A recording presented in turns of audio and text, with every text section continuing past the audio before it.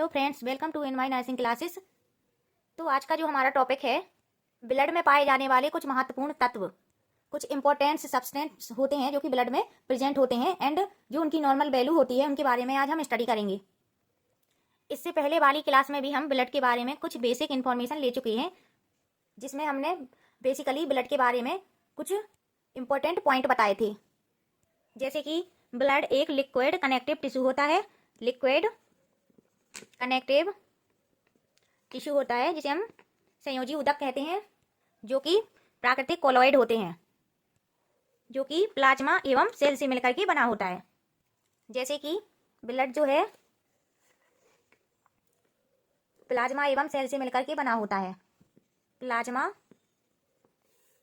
एवं blood cells से मिलकर के बना होता है। ब्लड प्लाज्मा ब्लड सेल से मिलकर के बना होता है। होल बॉडी ब्लड का 8% ब्लड होता है, जिसमें ब्लड प्लाज्मा एवं ब्लड सेल से मिलकर के बना होता है, जिसमें प्लाज्मा जो होता है वो कितना परसेंट होता है, 55%, और ब्लड सेल्स 45% प्रेजेंट होती हैं। ब्लड प्लाज्मा के अंदर ही पाए जाने वाले जो इंपॉर्टेंट सब्सटेंस या महत्वपूर्ण तत्व होते हैं, जिनके बारे में हम स्टडी करेंगे। आइए देखते हैं ब्लड प्लाज्मा में पाए जाने वाले इंपॉर्टेंट महत्वपूर्ण जो तत्व होते हैं वो कौन कौन से होते हैं और उनकी नॉर्मल जो वैल्यू होती है वो क्या होती है। ब्लड प्लाज्मा में पाया जाने वाला सबसे इंपॉर्टेंट तत्व जो होता है वो ग्लूकोज है। पहला, ग्लूकोज क्या करता है, हमें एनर्जी प्रोवाइड करता है, एनर्जी प्रोवाइड कराता है, जिसकी नॉर्मल वैल्यू 70 to 110 mg/dl होती है। ग्लूकोज की कमी से होने वाला जो रोग होता है वो हाइपोग्लाइसीमिया के नाम से जानते हैं, और इसकी अधिकता से डायबिटीज नाम की बीमारी हो जाती है, जिसमें शुगर लेवल इंक्रीज हो जाता है।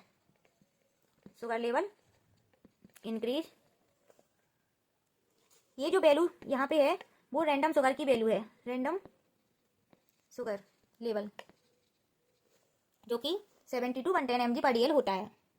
तो पहला जो सब्सटेंस हमने देखा वो ग्लूकोज है, जो हमारी बॉडी को एनर्जी प्रोवाइड कराने के लिए रिस्पॉन्सिबल होता है, जिसकी नॉर्मल वैल्यू यह होती है, जिसकी कमी से हाइपोग्लाइसीमिया की प्रॉब्लम हो जाती है, और जिसकी अधिकता से डायबिटीज शुगर लेवल इंक्रीज होता है, जिसे हाइपरग्लाइसीमिया के नाम से जानते हैं, इसे हाइपरग्लाइसीमिया भी कहते हैं। दूसरा जो तत्व है फ्रेंड वो है क्रिएटिनाइन। ये भी एक सब्सटेंस है जो कि ब्लड में पाया जाता है। इसकी कमी से होने वाली जो प्रॉब्लम होती है वो क्या होती है, इसकी कमी एवं अधिकता से जो प्रॉब्लम होती है वो रीनल फेलियर वाली प्रॉब्लम को फेस करना पड़ता है। क्रिएटिनाइन इसकी कमी या अधिकता से रीनल फेलियर जैसी प्रॉब्लम का रिस्क बढ़ जाता है।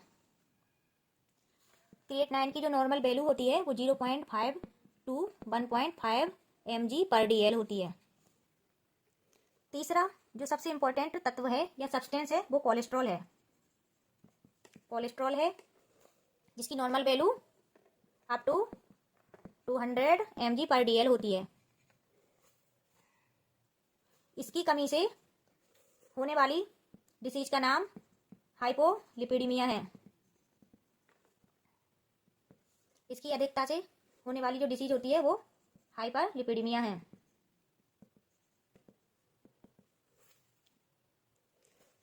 इसकी एक्सेसिव वैल्यू बढ़ जाने से हार्ट अटैक का रिस्क बढ़ जाता है। एंड फोर्थ जो इम्पोर्टेंट सब्सटेंस है वो बिलिरुबिन है। फोर्थ जो इम्पोर्टेंट सब्सटेंस है वो क्या है, बिलिरुबिन। इसकी जो नॉर्मल वैल्यू होती है 0.5 to 1.5 mg/dl होती है।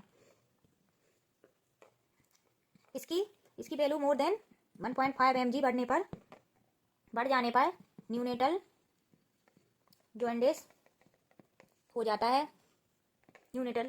जाता है, जिसे न्यूनेटल हाइपरबिलिरुबिया कहते हैं, जो कि न्यूनेटल में होता है। बिलिरुबिन का जो लेवल इंक्रीज होता है वो आरबीसी के डिस्ट्रक्शन से होता है, आरबीसी की ब्रेकडाउन या डिस्ट्रक्शन से होता है।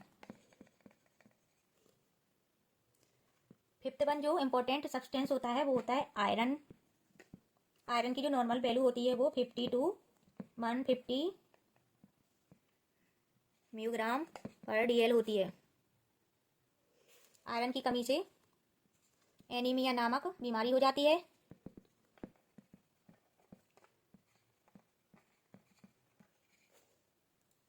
एंड नेक्स्ट जो सब्सटेंस होता है वह प्लाज्मा प्रोटीन होता है। तो बहुत ही इंपॉर्टेंट सब्सटेंस है जिसका में बहुत ही इंपॉर्टेंट रोल होता है, जिसके बारे में हम बताने जा रहे हैं।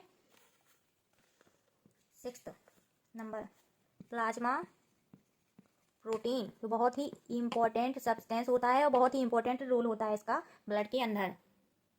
इसकी नॉर्मल वैल्यू जो होती है 6.4 to 8.3 ग्राम पर डीएल इसकी नॉर्मल वैल्यू होती है।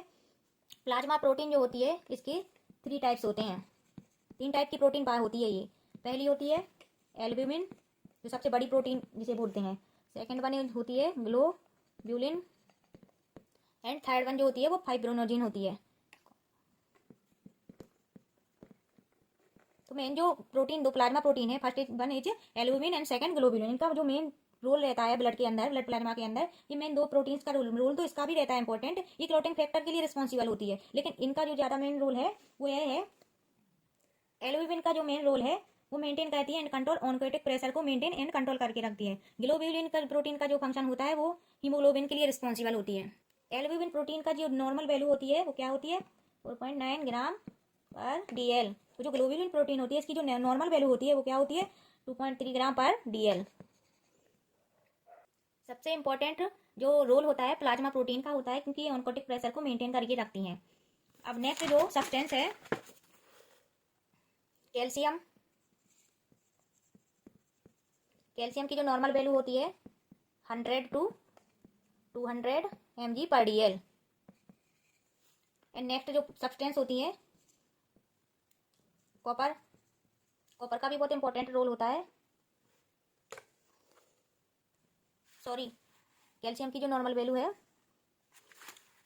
कैल्शियम की जो नॉर्मल वैल्यू होती है वो 9 to 11 ग्राम पर डीएल होती है। एंड कॉपर की 100 to 200 mg पर डीएल। कैल्शियम की यहाँ जो नॉर्मल वैल्यू होती है 9 to 11 ग्राम पर डीएल होती है। एंड कॉपर 100 to 200 mg पर डीएल इनकी नॉर्मल वैल्यू है। इसके बाद नेक्स्ट जो सब्सटेंस है sodium and potassium. Sodium and potassium का भी बहुत इंपॉर्टेंट रोल होता है ब्लड प्लाज्मा के अंदर। जो नेक्स्ट जो सब्सटेंस होती है वो सोडियम है। सोडियम की जो नॉर्मल वैल्यू होती है 135 to 145 milliequivalent per litre. Next जो सब्सटेंस है पोटेशियम। पोटेशियम की जो नॉर्मल वैल्यू होती है ब्लड प्लाज्मा के अंदर वो 3.5 to 5.0 milliequivalent per litre. Next जो सब्सटेंस है क्लोराइड। क्लोराइड की जो नॉर्मल वैल्यू होती है ब्लड के अंदर 97 to 107 milliequivalent per litre. And last one is the bicarbonate. Bicarbonate का भी बहुत इंपॉर्टेंट रोल होता है इनटू द ब्लड, जिसकी नॉर्मल वैल्यू क्या होती है 22 to 27 milliequivalent per litre.